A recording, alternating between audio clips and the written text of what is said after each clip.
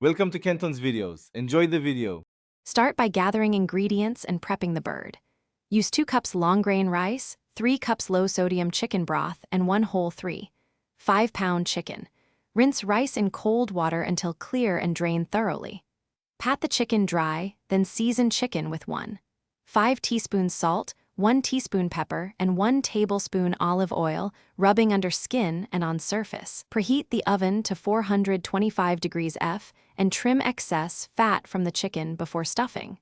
Chop 1 medium onion and 2 cloves garlic to mix into the rice for flavor. Assemble the dish carefully to ensure even cooking.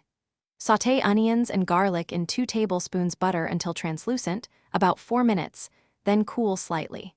Combine sautéed aromatics with rice, 1 cup frozen peas, and 1 teaspoon rosemary before stuffing, mixing to coat each grain with butter.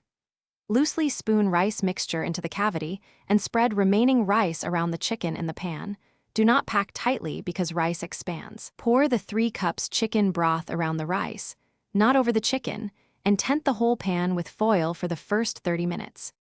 Bake, rest, and serve with attention to temperature and timing. Roast at 425 degrees F for 30 minutes covered, then uncover and roast 25-35 minutes until a meat thermometer reads 165 degrees F in the thickest thigh and juices run clear. Remove from oven and let the chicken rest 15 minutes tented to allow rice to finish steaming and juices to redistribute into the grains. Spoon rice onto a platter. Carve the chicken and drizzle pan juices before serving. For crisp skin, broil uncovered 2-3 minutes at the end, watching closely to avoid burning. Thanks for watching. Consider subscribing if we helped you.